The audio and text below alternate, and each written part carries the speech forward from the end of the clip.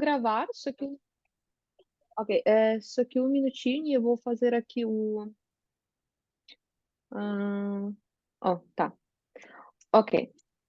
Tá, então, só um minutinho, vou abrir aqui a minha.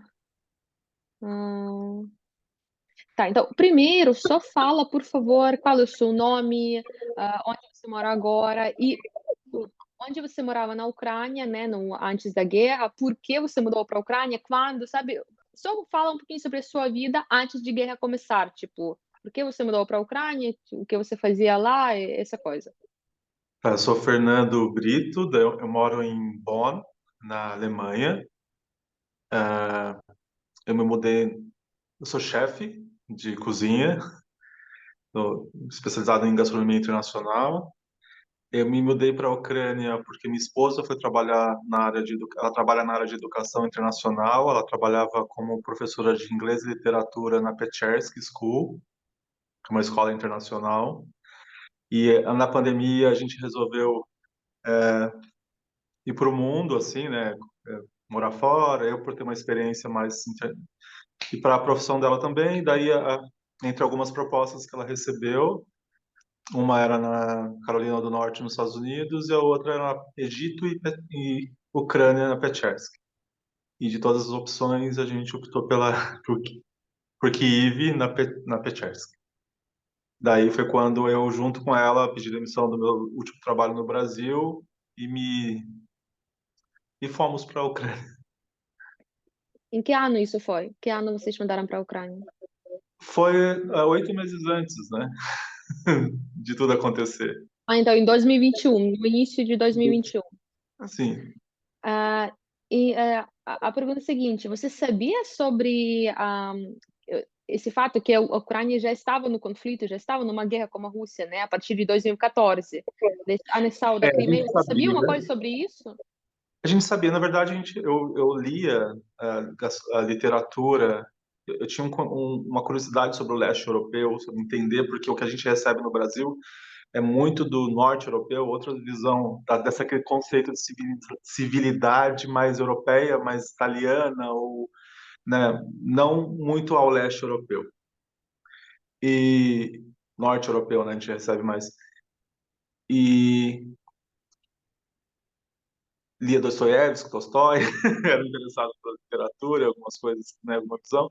Sabia que tinha esse conflito, mas que ele era um conflito que, para mim, era dentro de um âmbito mais civil, não era tão mais direto relacionado a essa questão bélica no conceito do que foi, né, do que se tornou depois. Agora estou falando de algo que eu já vivi, né, mas eu acreditava que era uma questão mais ideológica, que causava um grande sofrimento à população, mas como existia um separatismo dentro do próprio país, eu acreditava que naturalmente os civis eles tinham os pró-russos e os separatistas, porque é uma cultura que tem uma identidade, né, não Rússia, mas uma identidade do Império Russo, né, uma identidade do Império Russo, toda a história. Então eu falava, então automaticamente os separatistas lidam de uma forma civil, né? Eu achava que era assim meio que direita, progressista, extrema direita, sabe? Como todo país tem.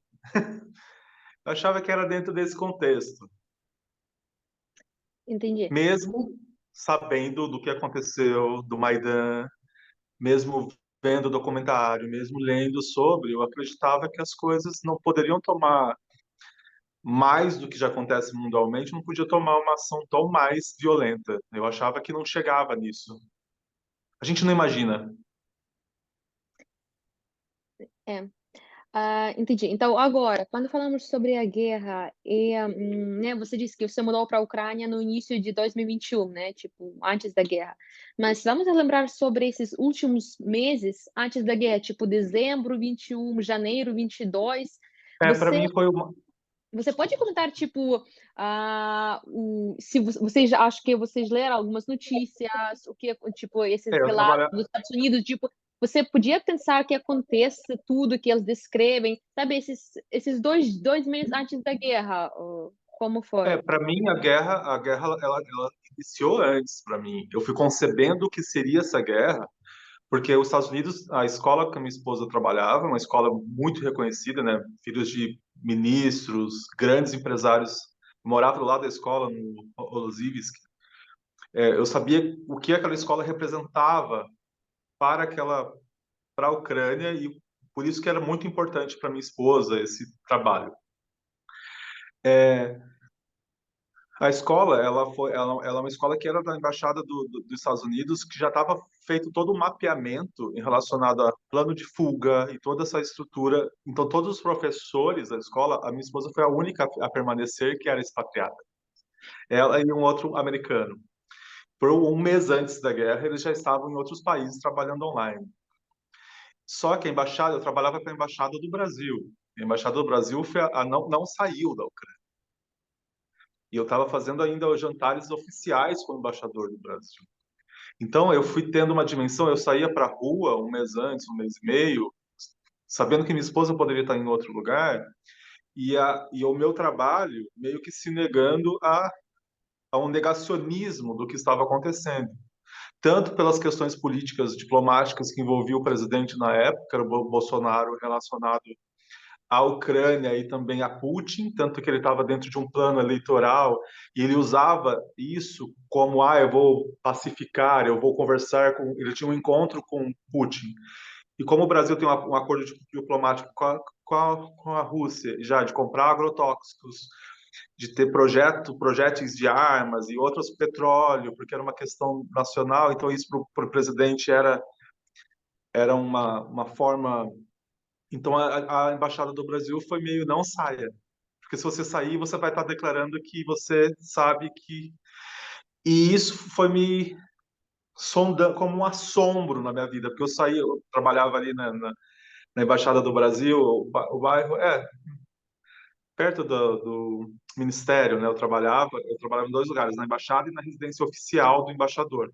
E é um prédio só de oficiais que trabalhavam, ministros que moravam ali da Ucrânia.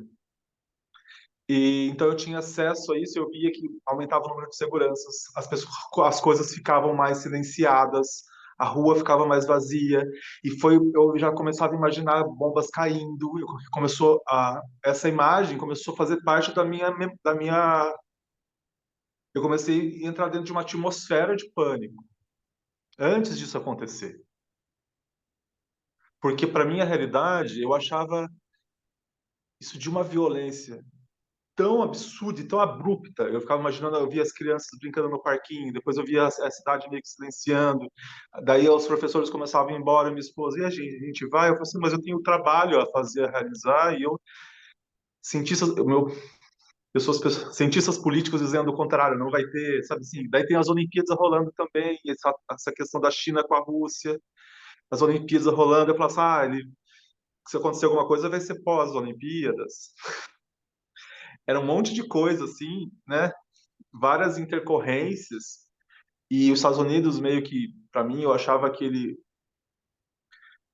por esse mapeamento norte-americano, eu achava que eles fomentavam isso diretamente em relação a isso. Então, eu falava, eram vários vieses, vários que eu tinha que avaliar para eu tomar uma decisão, sabe? Eu tinha que entender a visão americana, norte-americana, eu tinha que entender essa questão da Rússia, eu tinha que entender eu como. E eu não estava mais me sentindo protegido. Quando eu tive a noção das coisas, foram mais ou menos 10 dias antes, foi quando fechou as fronteiras. E aí eu me senti preso dentro do país. Foi quando daí eu comecei a ficar, a gente começou a ficar mais abalado emocionalmente. E então eu falei assim, que a guerra, ela não chega com uma bomba, ela vai te assombrando, né? Você vai entrando nesse universo que para mim é um universo de morte. É sombrio, ele é um poder que fere a sua dignidade, ele vai mexendo nas suas camadas subjetivas, emocionais, não só físicas. Ele vai, tipo, quando alguém entra com uma força de subjugação, ele vai te suprimindo ao nada, e você vai se desconectando dos seus contornos pessoais, né, da sua mente, do seu corpo, da sua emoção. Então você vai naturalmente, seu corpo começa a produzir, acho que outras substâncias, toxinas, outros neuros, né? Até que aconteceu o que aconteceu. Mas, assim, no dia anterior, eu ia fazer um jantar no dia para jornalistas brasileiros famosos para a embaixada. Então, um dia antes, eu estava terminando de comprar, de finalizar pré-produções para fazer um evento no outro dia. Você tem interessou como as coisas foram? Eu fui passear, vi memórias, fui passear, minha esposa foi passear na cidade porque ela não tinha visto os murais de street art e algumas outras coisas que ela não foi ver. Ela foi me levar no trabalho um dia antes para andar pela cidade para ver esses murais. Então, assim, um dia antes e acordamos naquela madrugada fatídica.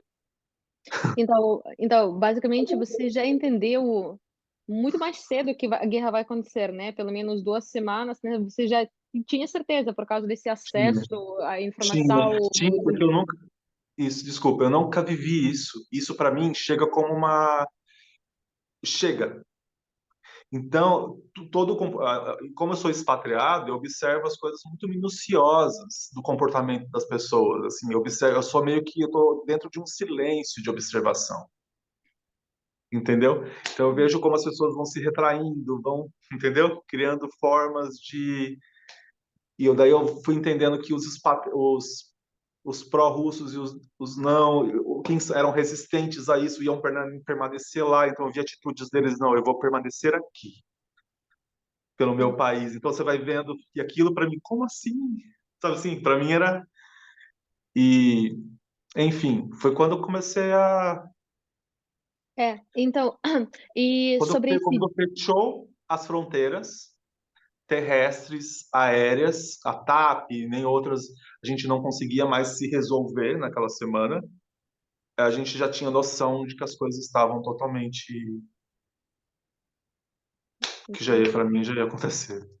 Entendi. E falando sobre esse primeiro dia da guerra, né, 24 de fevereiro, você pode descrever esse primeiro dia, esse momento, onde você ficava, quando você percebeu que a guerra começou, quem te informou, se alguém Não, talvez a do gente Brasil. ouviu as bombas, né? A gente ouviu. Então, só por favor, descreve isso, uma coisa talvez você relembre A sobre gente esse morava mesmo num dia. prédio que é na frente da estação de Iniisca, né? Em Novosibirsk, que é um prédio todo, ele tem um símbolo do Wi-Fi redondo. Na frente da Biblioteca Nacional e do lado é a doceria, que eu gosto muito. Enfim, na frente da. Como chama a doceria? Daroshan. Da Rochen. Da Rochen. Então, assim, o meu prédio ele é redondo e, para mim, a gente foi dormir para eu fazer esse jantar no outro dia para os jornalistas, né? E nas 5 horas da manhã a gente ouviu os mísseis e as bombas, o estrondo. Foi quando a minha esposa aconteceu, porque a gente já estava prevendo, a gente já estava sentindo, a gente já estava nessa atmosfera. E aconteceu, eu falei assim, não, não é verdade. A hora que eu vi, eu já estava dentro desse universo. Colou outras explosões, caça passou pela janela. Então as pessoas começaram já a correr, porque eu assistia meio que do meu prédio por ser redondo, uma janela enorme, eu assistia as pessoas lá embaixo, na frente da Rochen, na frente da biblioteca, correndo já com mala, carros, alguns carros batiam nos outros, porque ele não respeitava os semáforos, né? E, e a gente já começou a tomar decisão, já tinha uma pré-mala, porque os Estados Unidos pediu para a gente fazer malas, uma mala com roupas, lanterna, então a gente já estava nessa, sabe? E que eu achava que não ia usar. E foi isso. Daí a gente teve a opção de ir para a embaixada e, na verdade, a gente não queria ficar por causa dos caças e as bombas e a vulnerabilidade do prédio. A escola, a Pechersky, tinha feito esse plano, né, de evacuação e todo de. Então tinha água suficiente, tinha um telefone satélite. Nós fomos as primeiras pessoas a chegarem nessa escola. E a gente começou a entender. E foi quando a gente viveu esses 6 dias lá. Porque, para mim, a minha narrativa, eu estou no 6º dia de guerra da Ucrânia. Por mais que a guerra teve outros movimentos, eu estou até o 6º dia dessa guerra, na minha mente, em tudo que eu vivi. Então, é um trauma, né, um transtorno pós-traumático que eu vivi, que eu vivo, eu luto com isso, eu tive hipervigilância, teve todos os sintomas possíveis, eu identifico isso nas pessoas, pra ter noção. Eu olho alguém e falo, ela é hipervigilante, ela tem reflexo disso, ele tem não sei o quê. porque é tão presente dentro de mim esse terror, esse pânico, tão presente, que afetou todas as minhas áreas, assim, interrelacionais, assim. Tanto que eu até tenho transtorno pós-traumático. Todos os sintomas possíveis que começou a aparecer depois de 1 ano e meio, que eles vieram, né? Claustrofobia, todos. E você pode descrever como foi, né? Vocês ficaram 6 dias nesse abrigo lá na Na escola? escola, a gente ficou na parte subterrânea da escola, porque a escola foi projetada, a parte da piscina lá embaixo da quadra, ela foi projetada com essas estruturas para ser um bunker, que é onde funcionam os vestiários, alguns almoxarifados, vestiários na piscina, tá, porque ele é todo protegido. Então eu fiquei dentro desse vestiário masculino, vestiário, eu, minha esposa e outros casais, com colchões infláveis dentro do vestiário. Só que lá eu cozinhava para as pessoas, a gente começou a ter um plano de. Mas assim, naquela época eu pensava que ia acontecer o pior, né? A pior tragédia da humanidade. O que eu vejo acontecendo em Gaza é o que eu imaginava. É o mesmo nível, porque não se compara. Para mim, a violência, ela tem o mesmo nível. É que as pessoas tentam comparar coisas com são violências distintas. São violência em Gaza, violência aqui, né? Violência do Hamas, é violência o tempo todo, é guerra o tempo todo. E são pessoas, né, vivendo. E são seres humanos, são indivíduos, cada um com a sua história. Então, é violento da mesma forma, é tudo violento. Mas eu achava que ia ser uma coisa muito mais visceral à minha frente, né? Que eu ia ter que lidar com soldados invadindo ali, pessoas acabando a comida, a energia elétrica, as fontes e as pessoas invadiram uma escola, sabe? Saquearem. Eu achava que eu ia ter que lidar com isso diretamente. E então, vocês ficaram lá 6 dias, depois como foi? Vocês decidiram sair da Ucrânia, né? É porque Então, a gente estava tomando pânico. Era um ambiente confortável, que tinha comida no sentido confortável, que tinha comida, água, um telefone satélite. Então, se caso acabasse a internet, estava neve, tinha umas comidas, eu falei assim, eu vou começar a cozinhar os frangos, tudo que tem na geladeira, eu fiz brownies para as crianças, para guardar em marmita se caso tivessem que sair, porque eu não sabia a dimensão disso. E por isso que eu falo, eu estou até o 6º dia da guerra, eu não estou nas narrativas que foram construídas, dialogadas depois disso. Eu estou até nesse momento. E então a gente tentou se virar e aquilo eu falava para minha esposa, eu estou usufruindo de algo que não é meu, de uma cultura que não é minha. Cada vez as coisas vão ficar mais escassas. Eu estou sentindo que eu não sou colaborador de tudo isso. Eu poderia estar fora daqui no sentido, mas ao mesmo tempo eu tinha que estar aqui colaborando, ajudando. Eu comecei a cozinhar dentro do bunker, né, com as pessoas. Eu aprendi a borscht lá dentro, com uma mulher. Com as mulheres que se tornaram a minha, foi meio uma equipe. Eu era o chefe, 5 mulheres produziam o café da manhã, o almoço e o jantar, para dosar o que ia comer, porque eu tinha experiência de consumo per capita, né? Aquela comida dava para quantos dias? Então eu sabia calcular isso, eu sabia fazer planilha para produzir, para ter isso e armazenar. E eu cozinhava, a gente fazia barricas na cozinha, a gente tampou tudo para que ninguém visse a luz lá dentro, né? Era tudo muito nesse. E os alertas tocavam, eu corria para baixo, subia de novo, e continuava cozinhando para deixar as coisas prontas. Se acabasse a energia, frango cru, não tem como cozinhar, né? Os alimentos não cozidos.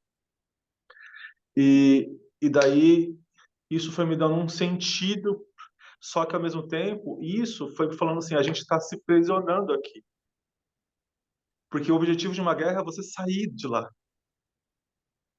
O objetivo é você conseguir sair daquilo, sabe? É uma atmosfera de morte tão potente, tão grandiosa, que você tem que sair daquilo. E a gente precisa tomar a decisão que o embaixador ligava, as pessoas falavam, olha, vocês vão conseguir, a gente não consegue sair, a gente não tem segurança de sair no portão, a gente não consegue emocionar, a gente não consegue andar. E foi quando a gente chegou um momento que eu falei para minha esposa, quando a gente encontrar o nosso momento, a gente entender que é o nosso momento, a gente dá as mãos e vai, sabe? E eu falo que o conforto, ele também tem a capacidade de te estagnar e te deixar inerte a qualquer realidade que você tem que fazer por você. né? Eu falo que o dinheiro, ou o conforto, aquilo, os acessos, ele te limita, ele te dá, te protege. Só que você tem que enfrentar isso, porque você pode morrer comendo caviar, sabe? Pode morrer numa explosão, sabe? Dentro de, então você enxergar além, assim. Eu falei assim, quando a gente encontrar nosso momento, a gente vai embora. Foi quando a Laís conseguiu comprar uma passagem online, só que foi através de um outro trem. A gente demorou 48 horas nossa fuga. Então a gente saiu no Demisca, foi até a embaixada, da embaixada na casa do embaixador, a gente decidiu ir embora, foi para a estação central, dormiu na estação, então bombas rolando, aquelas coisas, tudo. E a gente pegou o trem de madrugada, às 6 da manhã, que era para ser direto até a Polônia, só que para mim foi a parte mais torturante. Foi muito vulnerabilidade, muita tortura. Dentro do trem, eu entendo os privilégios de guerra, de quem tem mais grana, tem privilégios de ir na primeira sessão sem ninguém te atrapalhando. Eu vi as divisões, sabe? Atletas indo no primeiro vagão, mulheres de chefes de Estado indo no primeiro vagão. A gente sentou no quinto e, olha, de repente, um cara, ele entrou e falou: todo mundo em pé, todo mundo não sei o quê. Começou a espremer. Então, eu fiquei 12 horas com pessoas em pé, na neve, em pé. Um menino deitado, dormindo no meu pé, literalmente em cima, dormente. O outro, assim, uma senhora dormia na minha barriga. Então eu não conseguia. E o trem, só bebês e recém-nascidos.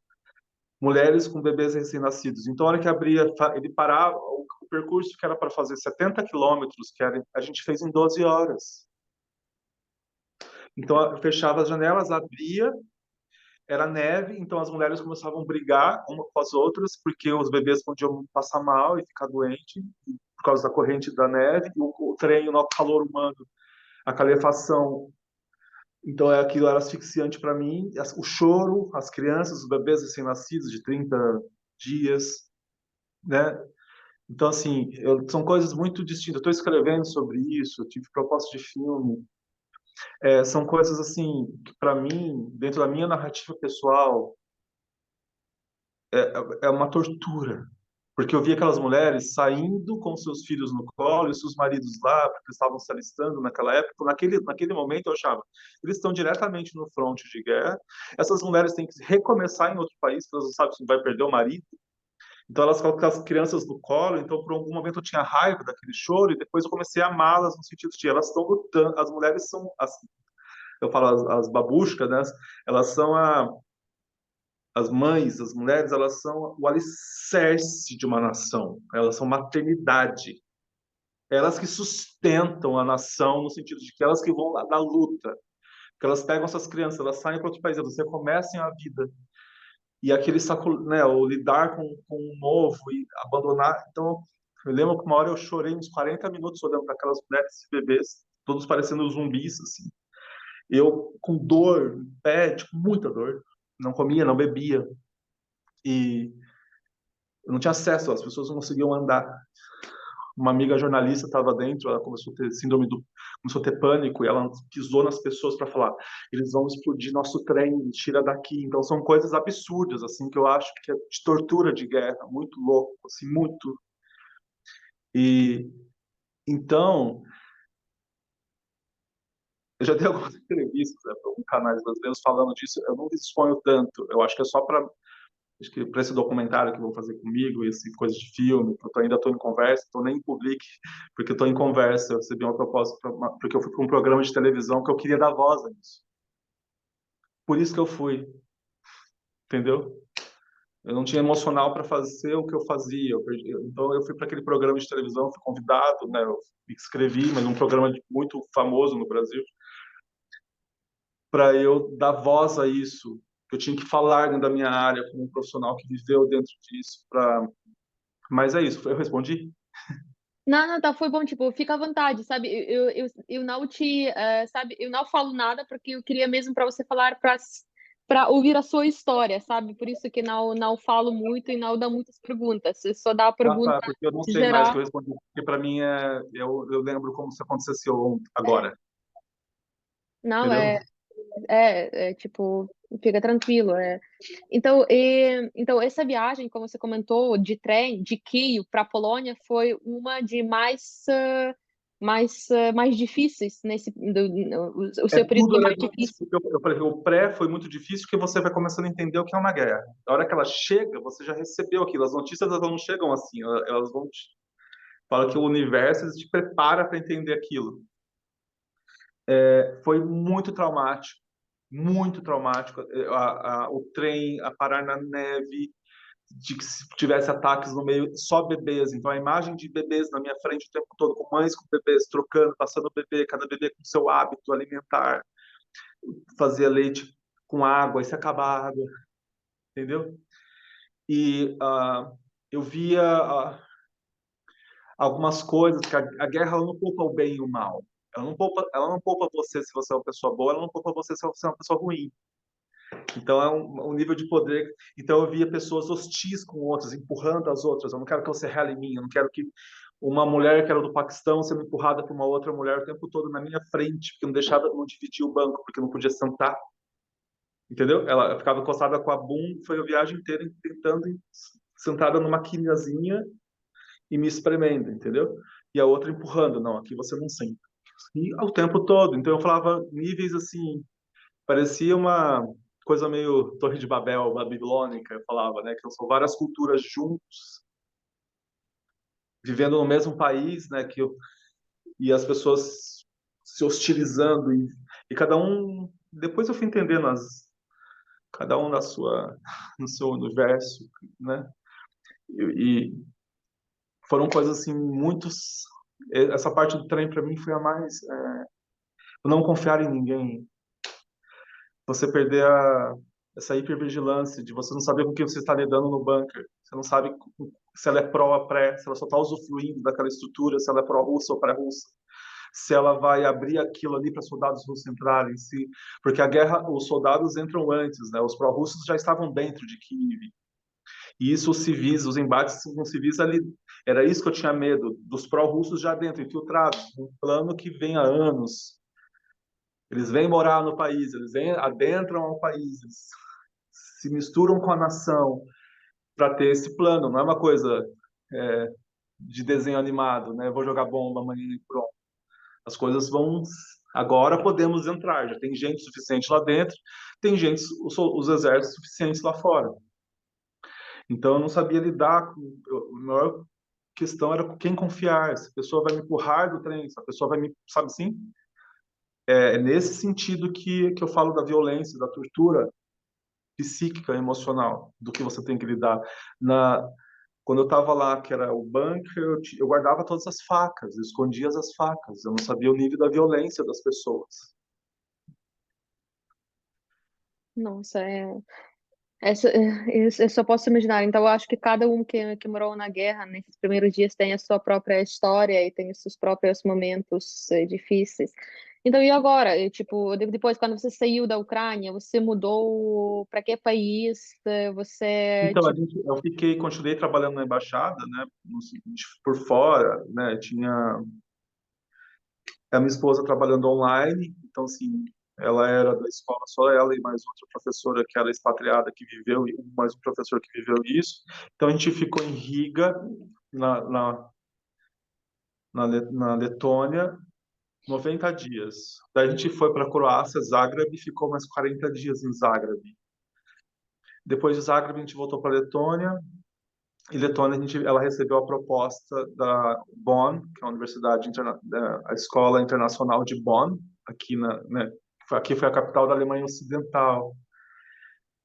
E a gente não estava seguro para voltar para o Brasil, porque eles não lidavam com a guerra de uma forma que a gente lidava. Eles faziam piadas o tempo todo, eles têm uma visão muito errada do que é a guerra, do que significa a violência. O Brasil é um país muito difícil.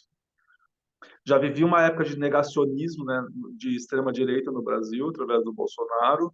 Tinha essa questão do Lula, né, então assim, eu cheguei quando eu fui visitar depois da guerra no Brasil, as pessoas já faziam piada, é isso, você veio procurar emprego aqui, tipo coisas assim, você é refugiado, Não, você não faz piada com a história de vida das pessoas. Você não faz piada com violência, não faz piada com estupro, você não faz piada com violência contra a mulher. O Brasil faz piada de tudo, sabe?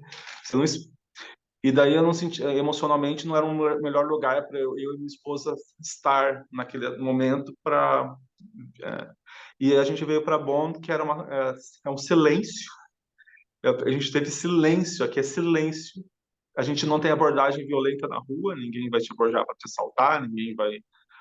É seguro, vai para o trabalho a pé. Eu consegui aqui começar a escrever, comecei a entender a minha vida, comecei a interagir um pouco com a internet. Eu falava que qualquer coisa comecei a falar de moda, comecei a falar de gastronomia, comecei a falar de comportamento, de qualquer coisa. Eu comecei a falar na internet para ter pessoas para ouvir o que eu tenho a dizer em relação ao que aconteceu, a minha história de vida, particularmente, e alguns alertas sobre violências, sabe, sobre violências no total, assim, de como as pessoas lidam de uma forma rasa, assim, sobre as violências, assim, no geral, como não consegue compreender o que é isso.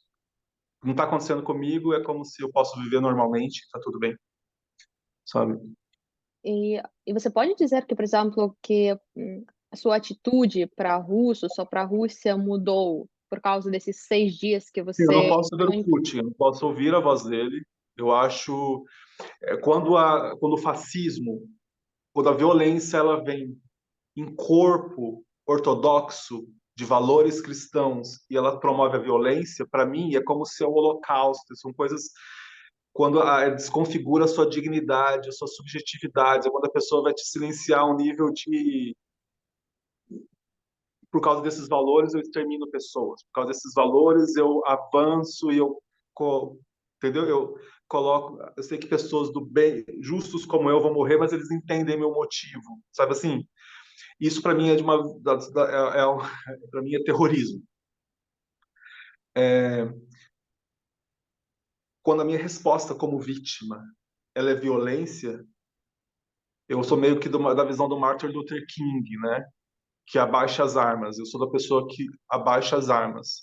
Eu sei que um contexto muito direto, alguém vai me atacar, eu tenho que me defender, né? Mas assim, quem foi a primeira pessoa a tirar? E quais os motivos que levou aquela pessoa a dar primeiro tiro? Se é para exterminar, ela se moldou de que valores? Cristãos, ortodoxos, messiânicos, para eu poder exterminar gente, pessoas, né? Então, assim, eu tive que cuidar para que eu não culpabilizar toda uma nação. Da mesma forma que quando eu expatriado na Ucrânia, eu fui hostilizado por ser latino, e eu sei como eles lidavam comigo, porque assim, quando eu estava dentro de um ambiente que eu era só um expatriado, eles já eles me tratavam muito bem.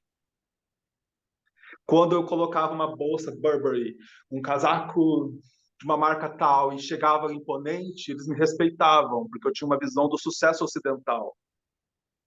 Eu falava, eu também sinto isso. Então eu tive que aprender a lidar como expatriado de que nem todo russo é pró-russa, mas eu tenho que saber identificar se eles são. E quando eu tinha que identificar que a mãe da minha amiga, que é russa, e ela é ucraniana, porque nasceu, né? A mãe nasceu era do soviético e é russa, e a filha é ucraniana, entender qual é o quanto essa guerra ela é violenta com a existência de um ser humano. Minha mãe é russa. Por mais que eu assumisse ser ucraniana, né? Sou jovem, assumi ser ucraniana, minha mãe é russa.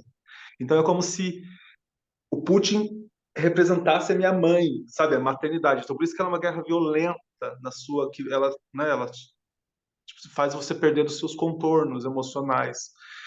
Então eu fui aprendendo a ler, a entender. Se eu encontro um russo, eu preciso automaticamente saber a quem ele pertence. E se eu encontro uma pessoa, um palestino, eu tenho que saber a quem ele pertence. Se ele pertence ao Hamas ou à Palestina. Eu tenho que rapidamente identificar com quem eu estou lidando. Isso é um reflexo da guerra. Então, assim, até como brasileiro, eu vejo esses acordos diplomáticos com o BRICS, econômicos, com a Rússia e com a China, o Brasil, com a Rússia e a China, e ainda a embaixada permanecer na Ucrânia do jeito que permanece, e a embaixada do Brasil lá em, em Moscou, eu lido, né, com o diplomata, eu vejo como ele atua, eu acho, assim, são pessoas que não viviam o que eu vivi, sabe? E porque, como você trabalha diplomático, porque identificar a quem essa questão do Putin, eu acho ele uma pessoa extremamente violenta, extremamente violenta. Não, eu vivi a violência dele, né? Eu vejo quando essa resposta também das guerras atuais acontecendo, essas outras 7 guerras que estão acontecendo no mundo, né? São mais 7 guerras acontecendo que são invisibilizadas, são pessoas pela África, são pessoas invisibilizadas, e quando é uma questão econômica, essa questão da Ucrânia e da Rússia, que afeta diretamente as relações internacionais, a Europa, e ganha um corpo mais. Eu fico vendo a ignorância das pessoas quanto a estudar, interpretar, a capacidade cognitiva de identificar, capacidade analítica de observar, pegar uma informação e tirar uma informação dela, sabe, manter o respeito. Porque eu lembro que eu fui com a minha esposa viajar e tinha um grupo de russos do nosso lado viajando. Enquanto a guerra estava acontecendo, a gente estava na Croácia, estava comendo num lugar e chegaram um monte de russos que entraram pela Eslovênia. Eu falei assim, nossa, tipo, eles andam livremente. Não, pela Eslovênia não, eles entraram pela... não, é Eslovênia, que é Croácia, Eslovênia. E aquelas pessoas bebendo e rindo e se divertindo. E eu falava, nossa, entendeu? Porque para mim era tão violento. Mas aí eu pude entender, né? Quem é russo é pró-russo, quem é pró-Putin, não culpabilizar os russos, porque existem esses russos que nasceram, né, do Império Russo e vivem na Ucrânia, e tem que compreender isso. Eu aprendi a respeitar o tempo de cada um, sabe? Nesse sentido. Você Entendi. entendeu? Ficou claro? Não, entendi, perfeito. Então, obrigada pela sua, né, pelo que você compartilhou essa sua ideia. E mais uma coisa que eu queria perguntar sobre a sua opinião. Como você acha? Por que essa guerra começou? Por que o Putin entrou na Ucrânia? Qual foi o motivo dele? Não Tem várias sei. Como questões. você explica isso para você mesmo? Dentro das ciências políticas, essa questão do Wagner e desse movimento bélico de arma e tanto de exportação, tem várias coisas. A Ucrânia, como ela não faz parte da União Europeia, para mim ela é um símbolo, ela é simbólico dentro das forças norte-ocidentais contra o Ocidente, que é um reflexo da Segunda Guerra, né? Que quando a Rússia, na Segunda Guerra, saiu, né, como não é campeã da guerra, mas saiu, né, dentro da Segunda Guerra. Então, a Ucrânia era meio que um símbolo de investimento norte-americano e do Ocidente a ser um escudo vivo dentro dos interesses ocidentais. E como a Ucrânia queria demarcar essa independência e descaracterizar totalmente, meio que comercialmente, da imagem russa, soviética, socialista, né, que eu via isso muito em Kiev. As mulheres extremamente arrumadas, buscando um business, uns homens extremamente, né, os carros, um desenvolvimento mais ocidental, sabe, as marcas, o que consumia, meio que descaracterizando, buscando essa independência de mercado, de cultura. Eu entendi isso, eu via na rua, porque eu sou brasileiro, eu sei como é, sabe? E essa vaidade, essa coisa de deixar tudo ser lindo, impecável, tá? E eu pensava, a Putin fez isso como uma resposta norte-americana, porque a briga não é contra a Ucrânia, que a gente, né, eu sei que a Kiev é a menina dos olhos da Rússia, porque era capital do Império Russo e tudo que significa, para mim, a parte mais nobre, mais interessante do que foi o Império Russo, tanto de arquitetura e tanto do que significa aquilo, esse resgate, né? Que também não é resgate de uma pessoa só de Putin, é resgate de uma nação que tem a mesma opinião que ele, de uma nação de um império de poder que tem a mesma opinião que ele, né? Oligarcas e ministros e tudo que vem com uma cultura bem. E para mim era essa resposta norte-americana, sabe? Porque as Olimpíadas acontecendo na China, a Rússia impedida de entrar em lugares tanto esportivos e ambientes mundial assim até na ONU também, né, não tinha esse acesso mais direto. E os Estados Unidos fomentou muito isso, porque ele queria, depois o antigo presidente, o Trump, dessa ultradireita norte-americana, que é uma ultradireita que opera dentro da visão trumpista, ele fomentava muito isso diretamente em relação à Rússia. Então, quando os Estados Unidos começou a fazer bases de exércitos, tanto na Ucrânia, tanto na Lituânia, né, na Letônia, eles começaram a fazer bases de exércitos, né, então, isso automaticamente, se eu estou aqui geograficamente, alguém coloca uma base de exército aqui do meu lado, porque o meu país faz parte da União Europeia, eu já vou me sentir abalado. Você já está avisando que minha área está demarcada. Então, são países que estão lidando com bomba nuclear. E quando a Ucrânia entregou, né, os seus direitos nucleares, né, a paz, se pacificar e entrar dentro dessa visão mais europeia, e a europeia sempre não cedendo por essa questão híbrida, né, da cultura ucraniana ser russa, que daí aconteceu com a Lituânia, depois com a Letônia, né, foi acontecendo aos poucos. Eu acho que seria um caminho para a Ucrânia, mas eu acho que os Estados Unidos entrou como uma demarcação, ser um país muito grande, uma demarcação meio militar ali, de poder mesmo. A Ucrânia era meio, para mim, o que eu sinto, tá? É um bode expiatório. Você entende essa frase, Uhum. bode expiatório? Ela meio que para demarcação do poder norte-americano e ocidental. Tanto que eles, né, mantêm investimento, né, de dinheiro, tal, e apoiou o exército da ucraniano. Então, para mim, era mais um interesse, foi mais uma resposta ao norte-americano a essa visão ocidental, porque tem bomba nuclear e tudo que envolve uma guerra de demarcações de poder, além dessa declaração de independência ucraniana e esses valores. Tipo, estamos indo mais para ser mais ocidental, entendeu a visão? E Entendi. Putin fala, é. Não, pode continuar. É. Então, para mim, são várias coisas para concatenar, entender vários pontos, para desenvolver uma análise, né? Sem partir do individual, porque para mim a guerra é a violência a partir do individual, de mim, de uma única pessoa, né? Já é suficiente para. É igual gastronomia. A gastronomia se conta através de você, né? Desde a sua infância, como você se relaciona com a alimentação e a cultura alimentar.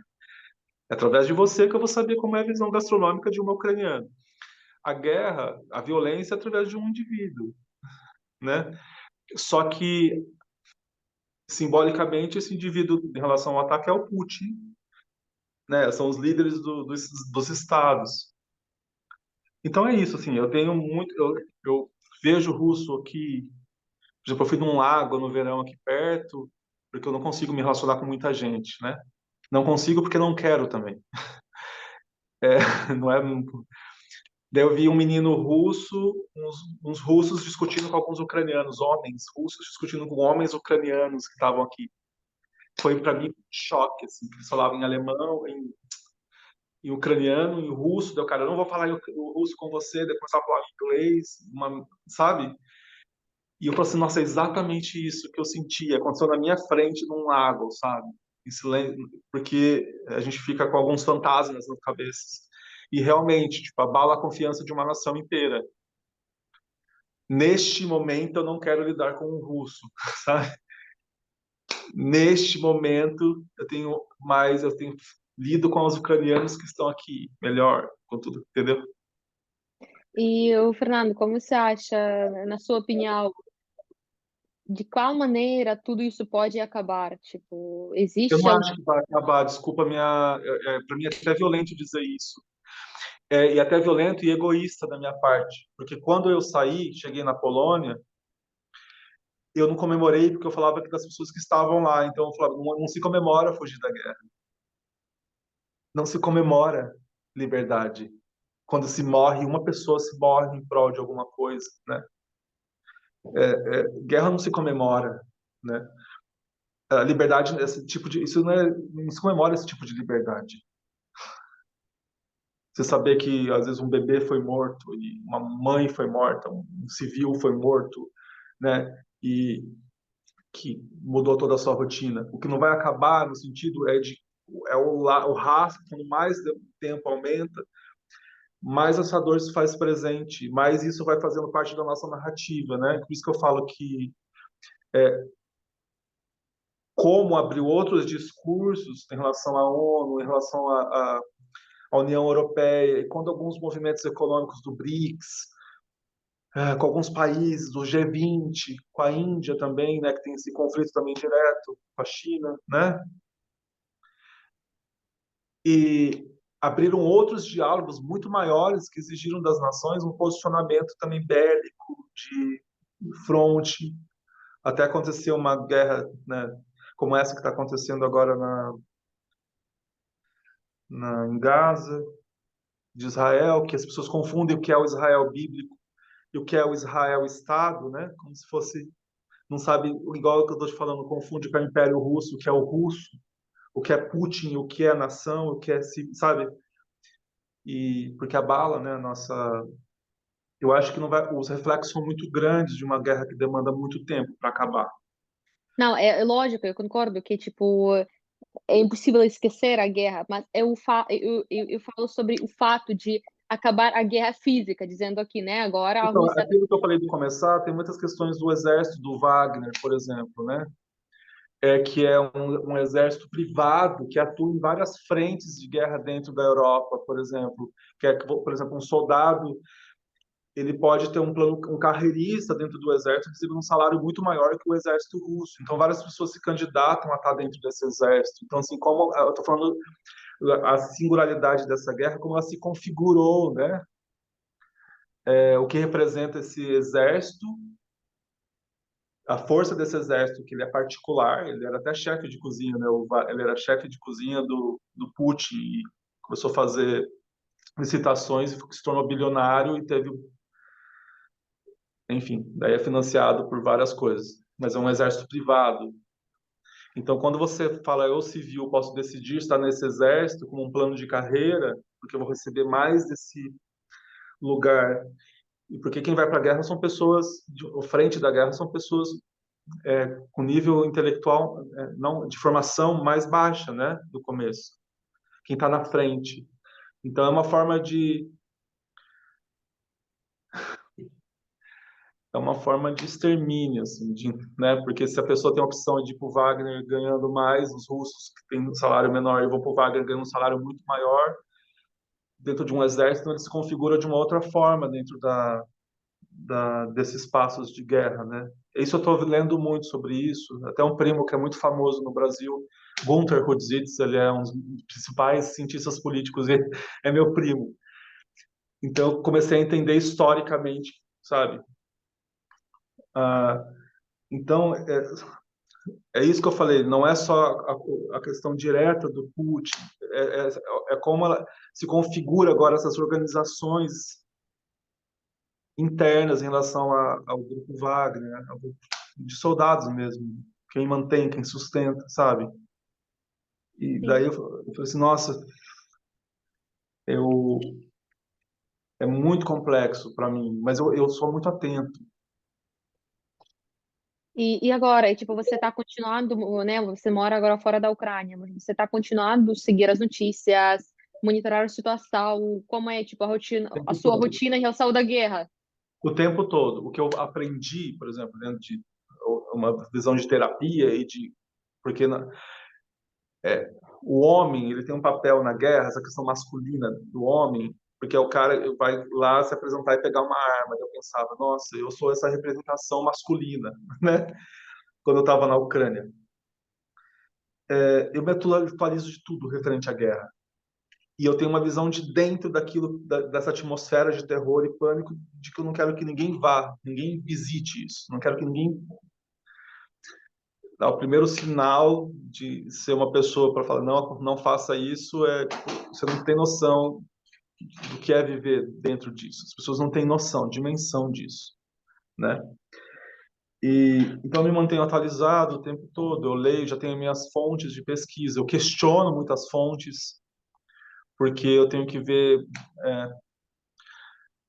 por que que mudou de opinião em algumas coisas, sabe, questiono o tempo todo no sentido de para me aprofundar e não ser saber para onde eu estou indo, sabe? Como ser humano mesmo, como eu tenho que me posicionar em qualquer lugar do mundo, aqui na Alemanha, às vezes uma pessoa de alt-right, de ultradireita, como eu tenho que me posicionar diplomaticamente com essa pessoa e colocar a minha visão de uma forma mais inteligente, sabe? Sem ser mais estratégico. Bom, e então, já para finalizar, queria te perguntar a última coisa. Se você planeja voltar para a Ucrânia e se planeja quando? Você já pensava nisso A minha ou esposa, por exemplo, a escola abriu em Varsóvia, né, a Pechersky School, ela abriu um campus em Varsóvia, que já era plano da escola, tem em Varsóvia também, né? E ela trabalha aqui na Alemanha dentro de uma escola internacional e eles podem, em dezembro, efetivar a proposta para ela. Caso contrário, na Ucrânia eu não me sinto seguro a voltar. Eu não me sinto emocionalmente seguro, mas eu voltaria em outras condições, sabe? Eu achava, eu sonhava na Ucrânia. Eu voltei a sonhar quando eu estava lá. Eu sabia que eu seria muito bem sucedido na Ucrânia, porque você conhece o Brasil, mas assim, o Brasil ele é uma potência econômica e desenvolvimento de São Paulo, alguns polos assim, eles são. Eu morava em São Paulo, no Sudeste. Eu sei o que eu teria que fazer na Ucrânia para me desenvolver. Eu sabia que era um mercado muito aberto para desenvolvimento. Então, por exemplo, eu tinha reuniões com o grupo da Silpo, de mercados, com o grupo, eu tinha reunião com o diretor-geral porque algumas fornecedores de carne de nível nacional já estavam chegando na Ucrânia, que é a JBS. Entendeu? Então, tipo, eles seriam um possível fornecedor nacional, de compra nacional. Então, eu estava fazendo jantares para esse tipo de pessoa. Então, era um plano maior, assim. Então, eu sabia que eu seria bem sucedido. Eu gostava da arquitetura de Kiev, eu gosto da literatura. Eu gostava o autocuidado das pessoas, com a limpeza da casa, com o cuidado de fazer as coisas com excelência, sabe? Por mais que às vezes eles não me enxergavam, porque eles me olhavam dentro de um olhar latino, eu não tinha o estereótipo que eles esperavam de mim, né? Eu vivi isso dentro de Kiev e eu entendi, porque eles não sabiam o que eu tinha a oferecer, sabe, assim, a entregar. Eu dei aula numa universidade de relações internacionais de Kiev, de gastronomia. Então eu sabia como eu podia fazer as coisas ainda acontecer, sabe? E eu falava para minha esposa, nossa, tipo, a gente achou que ia ficar 10 anos morando cada 2 anos num país, eu achava que eu ia ficar o resto da vida lá já, entendeu?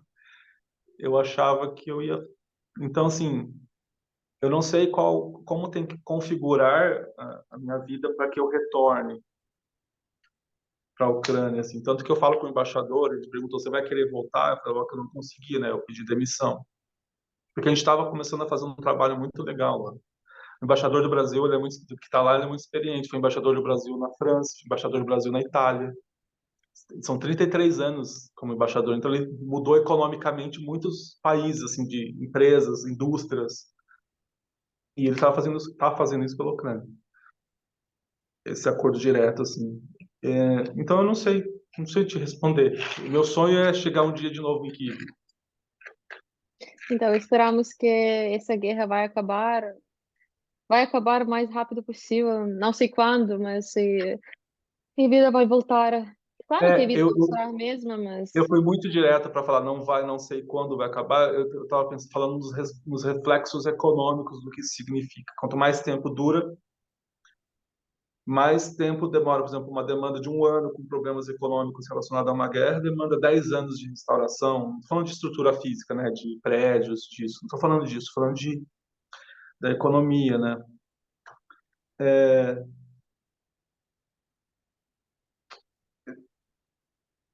essa questão de ficar é que afeta muita coisa, espiritualidade afeta, né? Então são várias camadas que uma guerra nos afeta, né? Que faz a gente definhar, né? Como pessoa.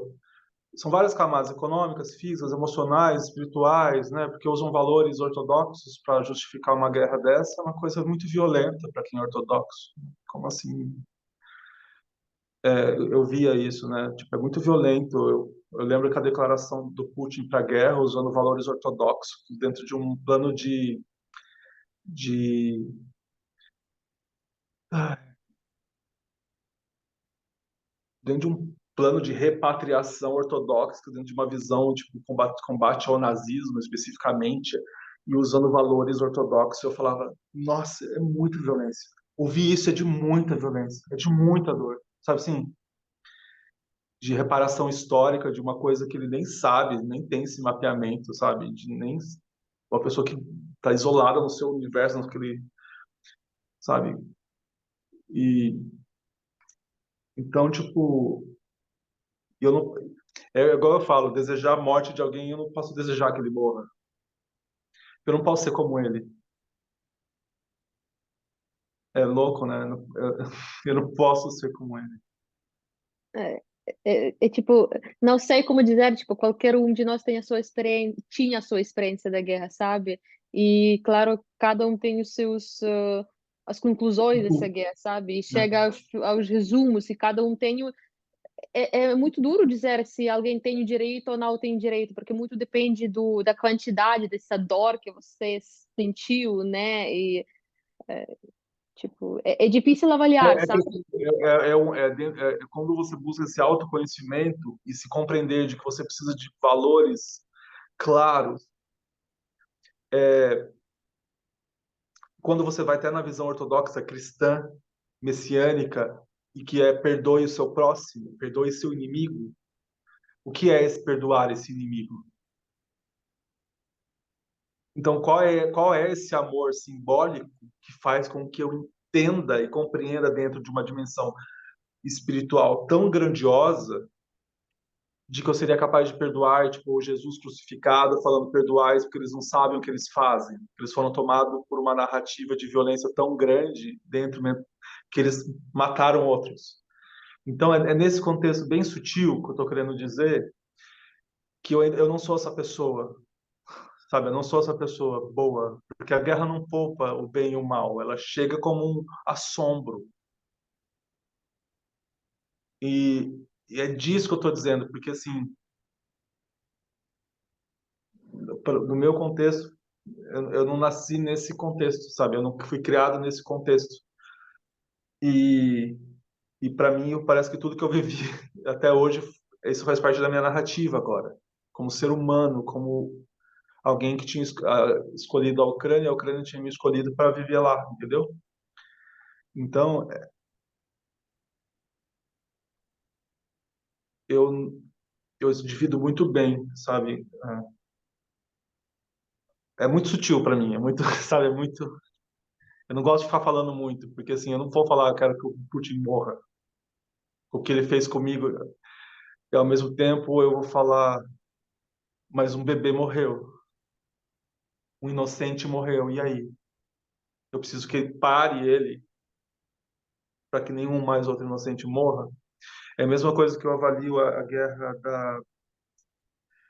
quando não, a dor do oprimido, confundir a dor do oprimido, né? Tipo, a reação do oprimido, essa é uma fase meio não confundir a dor do oprimido com violência, no sentido de que se eu fui oprimido e dei uma resposta, é igual a o que Israel está fazendo com a Palestina, não com o Hamas.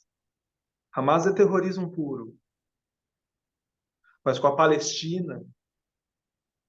Então, assim, eu resolvi dar um contra-ataque direto, tão violento e tão amplo, que tem bebês a cada 2.000 crianças mortas. Então, assim, isso não é uma resposta de vítima, isso é violência. Então, assim, onde eu vou encontrar esse equilíbrio para que eu crie novas articulações de diálogo, já que eu sou esse símbolo judaico, a terra prometida, né? Então, Essa é a resposta.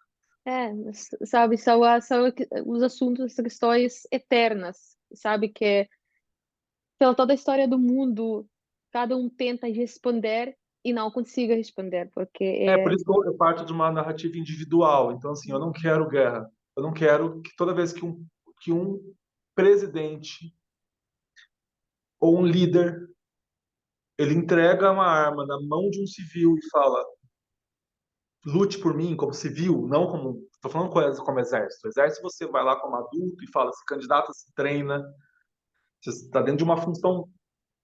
Mas quando ele entrega a arma na mão de um civil, para mim é muito sério, porque ainda mais quando está lidando com pró e contra, sabe? Tipo, quando o cargo do presidente, por exemplo, do presidente da Ucrânia, ele tem que sustentar. Ele está num cargo que o cargo fala por ele, não é só a visão pessoal dele. A função que ele ocupa precisa. Porque se eu falar eu não quero guerra, acontece uma guerra civil no próprio país, né? Então, assim, é disso que eu estou dizendo, dessas nuances individuais, de que hoje eu sou uma pessoa pequena, eu sei o tamanho da minha insignificância, mas eu tenho que lutar para que as pessoas tenham uma nova narrativa diante desses conflitos, que aprendam a ter, no mínimo, capacidade analítica, histórica, para compreensão de como dialogar com o outro. Porque as ondas de violência, elas são atualmente cada vez maiores. Não é porque eu vivi uma guerra, é no trânsito.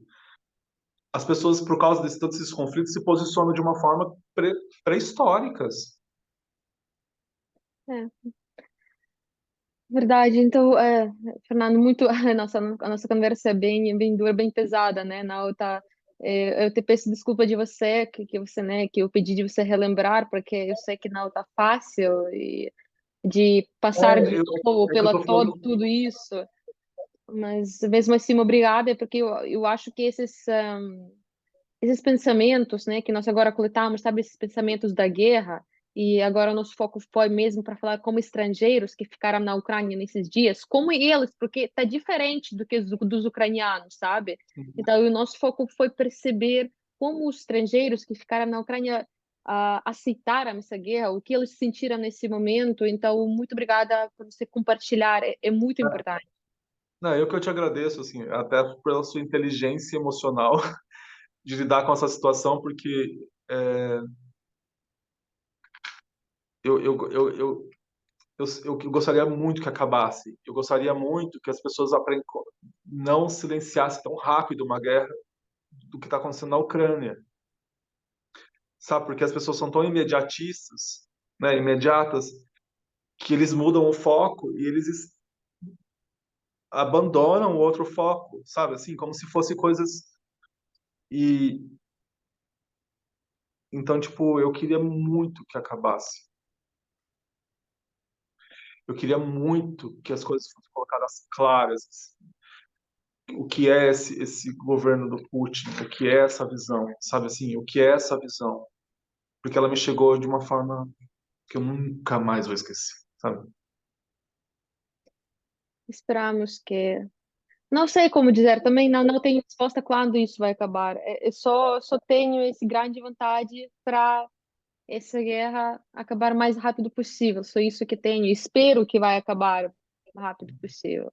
Mas muita coisa mudou a minha visão do mundo. Norte-americana, algumas coisas mudaram. Eu já não respeito mais tanto, sabe? Eu Você não tem entendo. que estar não respeito mais, você não tem que estar em conforme com aquilo que eu acredito, daquilo que eu sofri. Se vai aumentar mais a minha dor, já não é mais parte de mim, sabe? Então eu amadureci, fui obrigado a amadurecer. Essa guerra afetou qualquer uma que viveu nesse ambiente. Então, claro que não vai passar só.